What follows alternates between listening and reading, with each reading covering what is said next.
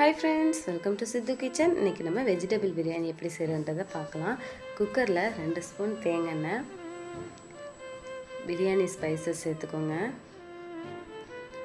1/4 teaspoon சோம்பு சேர்த்துக்கோங்க. இது கூட 2 பெரிய வெங்காயத்தை நைஸாக கட் பண்ணி சேர்த்துக்கோங்க. இப்போ இது கூட 2 பச்சை மிளகாவை கீறி சேர்த்துக்கோங்க. வெங்காயத்தை நல்லா வதக்கிக்கோங்க. கோல்டன் ப்ரௌன் கலரில் வரணுங்க. அந்த அளவுக்கு வதக்கிட்டு 2 தக்காளியை இது கூட கட் பண்ணி சேர்த்துக்கோங்க. சேர்த்துட்டு தக்காளிக்கு வதங்குற அளவுக்கு உப்பு சேர்த்து வதக்கிக்கோங்க. 1 டீஸ்பூன் இஞ்சி பூண்டு பேஸ்ட்டு சேர்த்துட்டு நல்லா மிக்ஸ் பண்ணிவிட்டு நல்லா வதங்கினதுக்கப்புறம் காய்கறி சேர்த்துக்கோங்க. 1 கைப்பிடி புதினா, 1 கைப்பிடி மல்லி இலை சேர்த்துட்டு நல்லா மிக்ஸ் பண்ணிக்கோங்க. உங்களுக்கு தேவையான காய்கறி எடுத்துக்கோங்க. நான் கேரட்டு, பீன்ஸு, பட்டாணி எடுத்திருக்கேன்.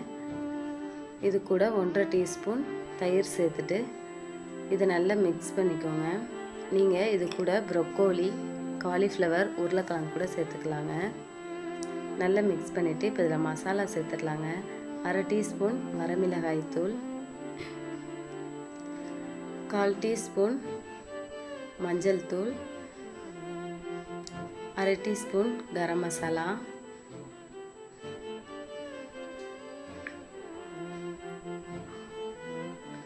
1/2 டீஸ்பூன் பிரியாணி மசாலா சேர்த்துட்டு மசாலாவோட பச்சை வாசனை போகிற அளவுக்கு மிக்ஸ் பண்ணிவிட்டு தண்ணி சேர்த்துக்கோங்க. நார்மலாக சாப்பாட்டுக்கு எவ்வளோ தண்ணி சேர்ப்பீங்களோ அப்படி சேர்த்துட்டு 1/2 எலுமிச்சம்பழத்தை நல்லா புழிஞ்சு விட்டுக்கோங்க. இந்த அளவுக்கு கொதித்ததுக்கப்புறம் அரிசியை சேர்த்துட்டு அது கூட ஒரு டீஸ்பூன் நெய் சேர்த்துட்டு உப்பு தேவையான அளவு சேர்த்துக்கோங்க.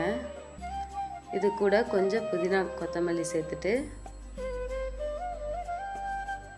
இந்த அளவுக்கு தண்ணி வற்றி வந்ததுக்கப்புறம் குக்கரை மூடி போட்டு மூடிட்டு ஒரு விசில் விட்டு இறக்குனீங்கன்னா நம்ம வெஜிடபிள் பிரியாணி ரெடிங்க. நான் இன்றைக்கி பொன்னி அரிசியில் தாங்க பிரியாணி செஞ்சுருக்கேன். நீங்கள் பாஸ்மதி அரிசி, சீரக சம்பா அரிசியில் கூட செய்யலாங்க. டேஸ்ட்டாக இருக்கும்.